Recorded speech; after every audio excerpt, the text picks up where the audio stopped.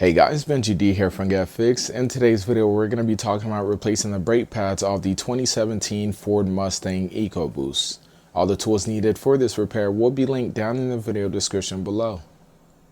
Let's get it. Get fixed. Let's get it. You're going to need a 21mm tire iron, size 14 socket and wrench, jack, and a brake piston compressor. The first thing you're going to want to do is loosen up all the bolts on the tire. I am going to recommend you use like the handle of the jack in order to break those nuts loose because they are going to be extremely tight. Once you've loosened all the bolts, you're going to want to find a durable part of underneath the car. I found kind of like a little metal ledge that I was able to place the jack on and jack the car up. Once you've jacked the car up, you want to completely remove the bolts. Once the bolts are removed, you want to take the tire, set it aside. You could put it underneath the car if you're paranoid like my friend is.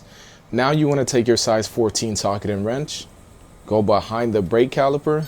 You're going to see a 14mm bolt. You want to remove that.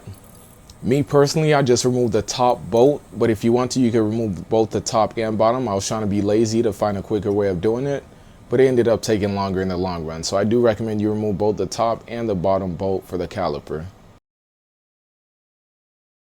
Anyways, when I removed the brake pads, they looked almost brand new, almost like there was nothing wrong with them, but he does have lifetime warranty on the brake pads, so I decided to change them anyways.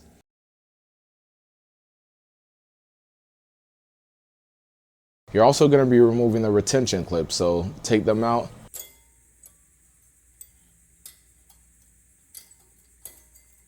Set them aside, put the new ones in.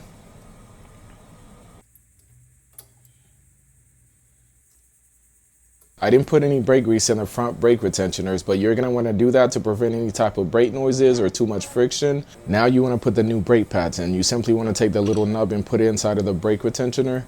Do the same thing with the bottom portion and then press it up against the brake rotors.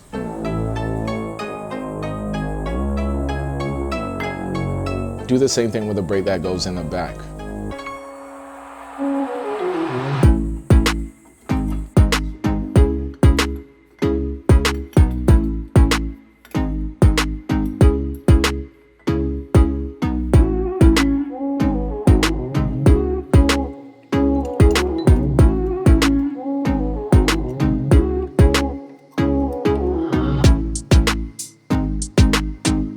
Once all of that's put back together, you're going to want to put the brake caliper back in place.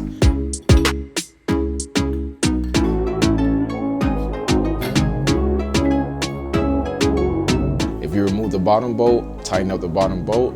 Do the same thing with the top bolt.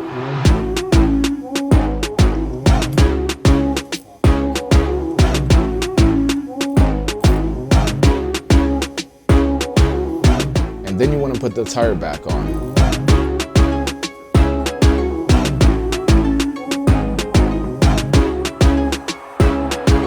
Hand screw the bolts back in place.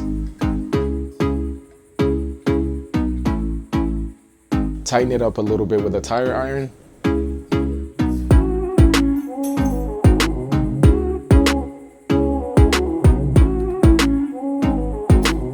Lower the car. And then completely tighten it. If you want to use the jack handle to really tighten it, you want to do that, but you want to be careful so you don't break the actual screw that the lug nuts go into. The procedure you use to replace the brake pads with the front is basically the same thing in the back, but there is a minor difference. The brake piston in the back isn't just simply compressing it back in place, it has to twist. So there's a special tool that I will have linked down in the video description below that you could use to twist in the brake pistons in order to get it back in place, so that way you can put the brake caliper over the new brakes. Once you have completely twisted the piston in, you want to change the retainer clips.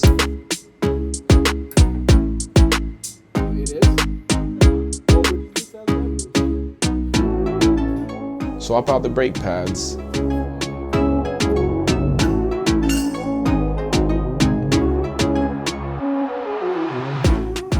And then put the brake caliper back in place. Tighten up the size 14 nut.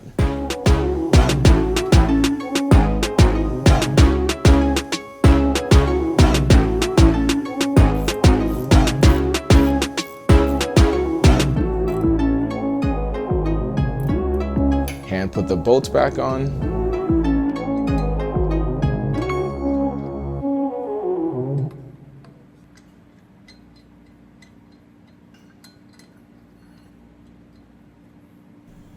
Lower the car and then completely tighten them.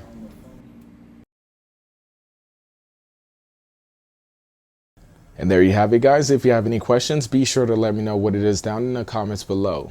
Anyways, guys, Benji D here from Get Fixed, and I'm out. Peace. Let's get it.